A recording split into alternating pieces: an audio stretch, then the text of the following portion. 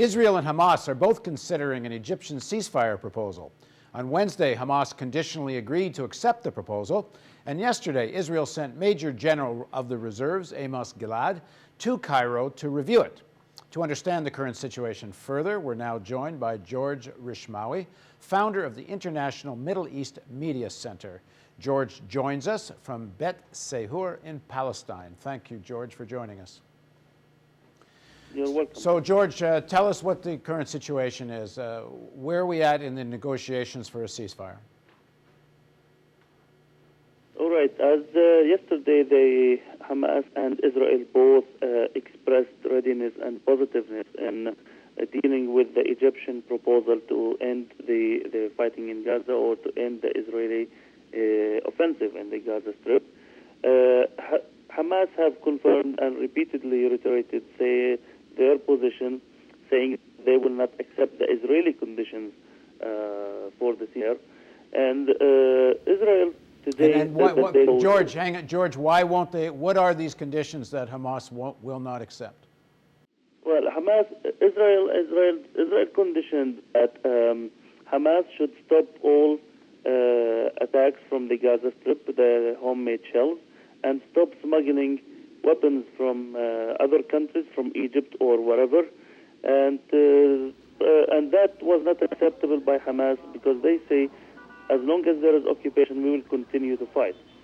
However, Hamas said if Israel stops the offensive immediately and they halt the fire immediately, withdraw the army, open the borders, the Gaza crossings, and lift the siege, that will result in a ceasefire, and they will commit to it.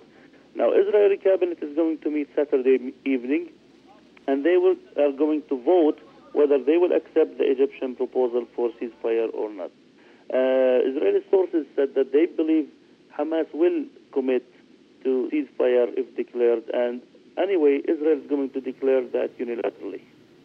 So the ceasefire will be declared, but Israeli troops will stay in Gaza, and until when? I mean, is there any suggestion on where this leads, other than that they will stop shooting at the moment? And the army will remain in the Gaza Strip. That will not result in ceasefire because Hamas will continue to resist or to fight the army, and that is not acceptable by Hamas at the moment. And this has been clear by the Mash'al statements and many other statements by Hamas leaders. However, if the army withdraw, we might come up, or we might reach a ceasefire on this level. However, the Egyptian initiative does not only talk about a ceasefire now. That's part of it, because the other part is to open the borders and to stop the arms smuggling. Yesterday, we had reports about Israel and the United States signing an agreement to monitor, that the U.S. will monitor the sea and to make sure that there will be no weapons coming to the Gaza Strip.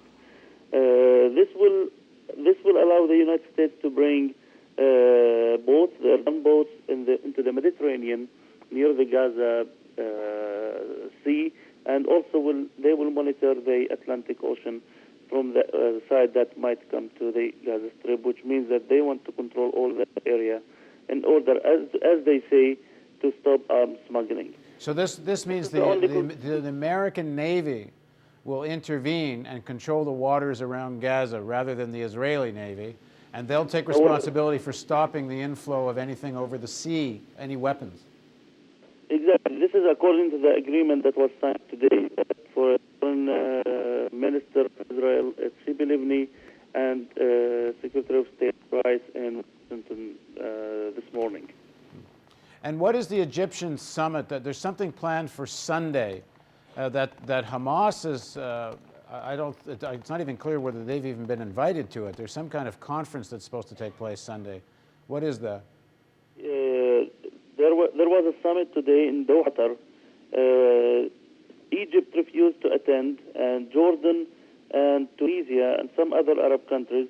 And the Palestinian Authority President, Mahmoud Abbas, did not join the summit because Hamas was invited by the Prince of Qatar, who called for. I see. So there's a boycott of Hamas. At that summit, Hamas called on all the Arab countries to break all relations with Israel. Is there any likelihood that might happen?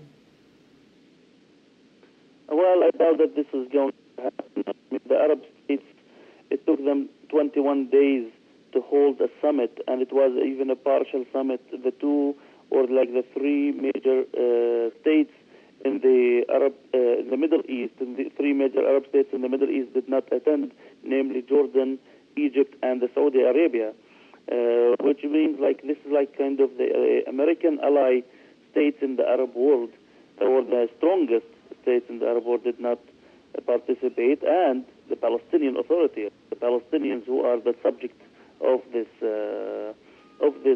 summit did not attend. Therefore, I don't think that the Arab countries will sever their relations with Israel because of what's happening in Gaza. Contrary, we find that Bolivia and Venezuela actually did call for the ambassadors to Israel and sever their relation with Israel. Therefore, this is just a call that is rhetoric now, and always call the Arab countries to boycott Israel in order to pressure Israel. However, this is not happening at all. Now, let me just to be clear on the current stage of things. If Saturday night the Israeli cabinet votes in favor of a ceasefire and they stop shooting, but they don't withdraw, you're saying you don't think Hamas will stop shooting, or will there be an effective ceasefire? I don't think Hamas will agree to the ceasefire if the Israeli military remains in the Gaza Strip and if the borders are open, and especially the Rafah border, because this is the only link life. So Saturday night, for the situation to really change, then Saturday night the Israeli cabinet has to agree to a withdrawal, which if they haven't worked out a real ceasefire agreement, is not very likely to happen. It's hard to see Israeli public opinion accepting a withdrawal without some more of an agreement than just to stop shooting. Exactly. There has to be a real withdrawal which will lead to a real ceasefire. Other than that, will be just winning time for maybe preparing for other stages of this invasion. So we hope that the Israeli cabinet will decide to withdraw its troops. They have left unbelievable destruction behind. I mean, they have pulled out from one area in the Gaza Strip. It's called in Gaza City, Tel El-Hawa, and the destruction there is massive. The roads have been dug with the bulldozers. The buildings have been destroyed. So many things have been damaged in these few days that the Israeli military were there. So it was not just a war to fight Israel. There was a war to destroy the infrastructure in the Gaza. And the only thing that came out of the Arab Summit that was held today is to create a fund for the Palestinian Gaza Strip to renovate the Gaza Strip. Nothing political. It was just financial.